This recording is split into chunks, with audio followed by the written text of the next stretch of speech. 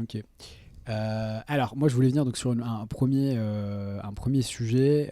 Donc, je sais pas ce que c'est d'ailleurs. Je sais pas si c'est le courage, je sais pas si c'est la positivité, je sais pas si c'est la résilience.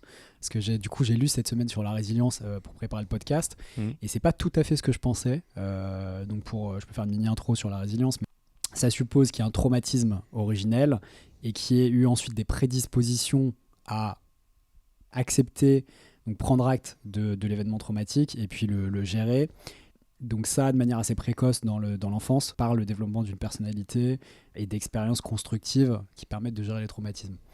Donc je ne sais pas si c'est ça dans ton cas. D'ailleurs, je voulais te demander, c'était ma première question, est-ce que tu as senti, ou est-ce que maintenant, avec tout le travail que tu as réalisé, tu arrives à identifier, alors la cause de l'épilepsie, je crois pas, Non. mais est-ce qu'il y a eu un traumatisme? Est-ce qu'il y a eu un choc? Est-ce que tu es tombé?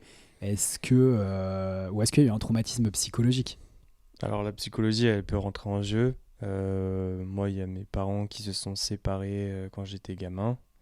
J'avais 4 ans, je crois. Euh, j'ai fait une psychothérapie de 3 ans à l'âge de mes 17 ans. Maintenant, ça m'a permis plein de choses, de voir plein de choses, mais ça m'a aussi permis de voir que j'avais beaucoup de blancs, de trous de mémoire au niveau de mon enfance. Donc, pour moi, c'est pas lié.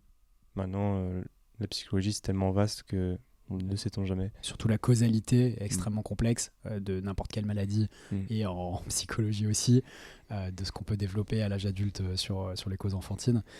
Donc, et en revanche, sur la cause de la maladie, t'as pas identifié non plus. C'est-à-dire, parce que je rappelle aussi pour ceux qui connaissent pas, je me suis renseigné cette semaine, tout ça, tout ça. Souvent, en fait, l'épilepsie, c'est des symptômes, mais c'est pas la maladie. On a une maladie dont les symptômes sont épileptiques. Et donc les causes, ça peut être génétique, ça peut être des maladies auto-immunes, ça peut être une chute avec un choc. Une des grandes causes aussi, c'est les lésions cérébrales. Mm. Donc qui peuvent être causées par une chute, qui peuvent être causées par un accident cérébral, etc., etc. Donc est-ce que toi, ça déjà, tu as pu identifier, ou ça c'est très loin, tu es encore très loin de trouver ce truc?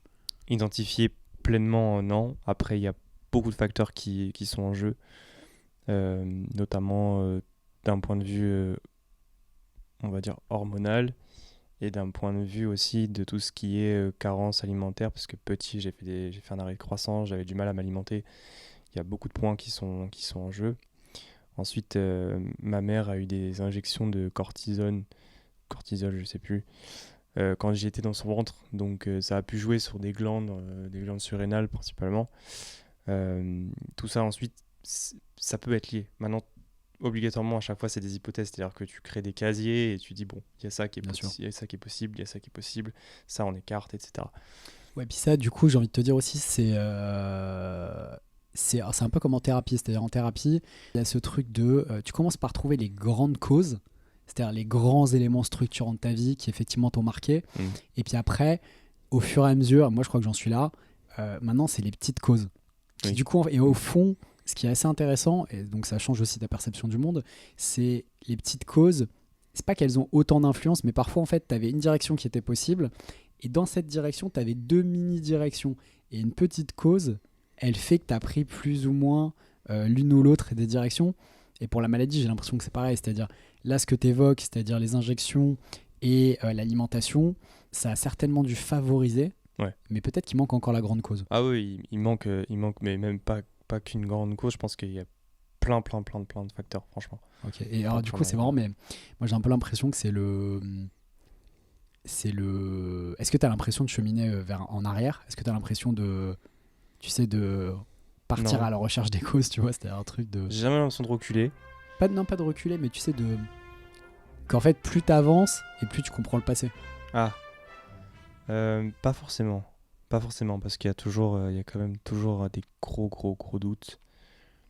Mais en tout cas, oui, revenir à un palier, on va dire, que je connais, que j'ai l'habitude de gérer pour repartir sur d'autres pistes, ça, je le fais souvent. Ouais.